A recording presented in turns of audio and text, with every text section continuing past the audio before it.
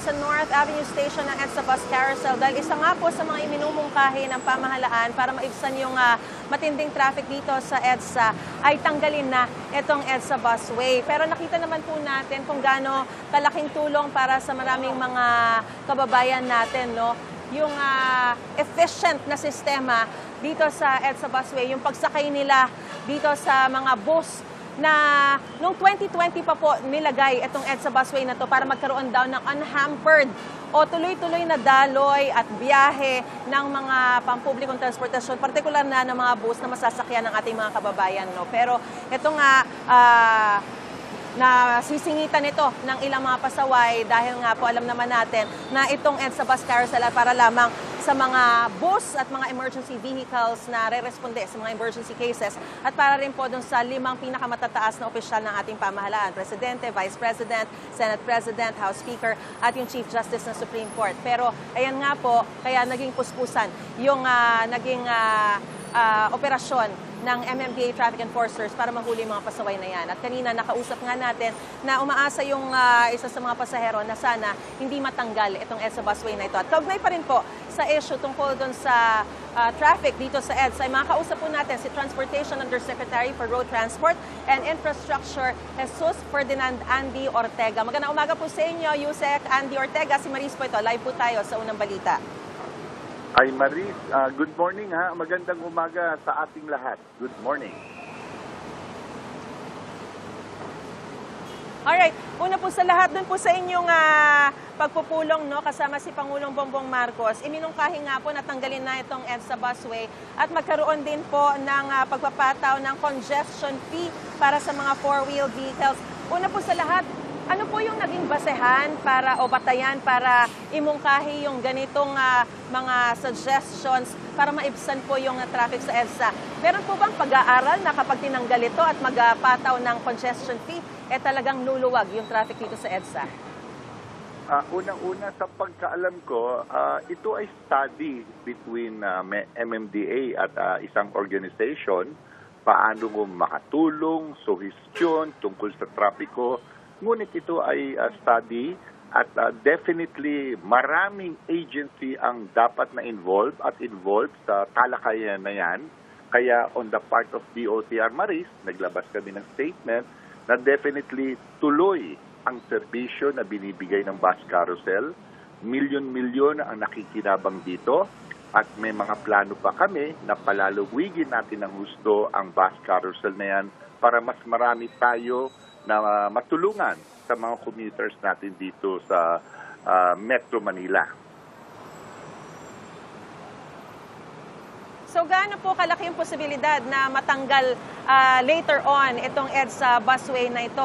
At sinasabi rin po na mangyayari lamang po ito kapag nadagdagan na yung capacity ng MRT. Gaano rin po kabilis or may timetable po ba tayo kung gaano kabilis mangyayari po yun? Alam mo, ang MRT at saka bus carousel, they complement one another. It is not a choice between MRT or bus carousel. Pwede silang tuloy-tuloy na magkakasama dahil lalo na ngayon, meron kaming plano at lalabas na to, palalawigin pa natin ang bus carousel. It will extend sa Monumento, it will extend further sa PITX. We are talking of Fairview, Alabang, and we're talking of more buses na papasok dito, more stations. So nakikita namin tuloy-tuloy ang bus carousel because ika nga sa kalye, kita natin ang naitutulong natin sa ating mga ordinaryong citizen na araw-araw ay kailangan natin tulungan sa kanilang pagpasok. Alright, so kung pagbabasehan po natin yung aming narinig po mula mismo sa inyo, mukhang malabo mangyari na tatanggalin itong EDSA Busway. Sa nakikita ko, palalakihin pa namin yan at padadamihan pa natin ang sinabi ko, ang station at saka mga buses because unang-una, hindi lang efficient, mura pa ang singil natin sa buses as compared to other mode of transportation. So siguro maghanap pa tayo ng ibang paraan para makatulong sa trapiko dahil dito sa DOTR, ang importante po sa amin, sa atin ay we move people. Marami tayo dapat minumove sa mga malalaking sasakyan Yun po ang contribution ng DOTR dito sa traffic problem natin, lalo na po sa Metro Manila. Yusek, yung pagpapataw ng congestion fee for four-wheel vehicles na dadaan sa EDSA, gaano ka-feasible ito? Unang-una, I think studies pa lang yan. Definitely maraming mga bagay na kailangan ipasok sa usapin. I do believe ginagawa yan sa ibang bansa, sa mga ibang syudad, ngunit ito po'y ginagawa kung maayos yung mode of transportation, merong magandang alternatibo yung ating mga private motorists para meron silang rason na huwag gumamit ng kanilang sasakyan, pupunta sila sa public transport na very convenient when that time comes.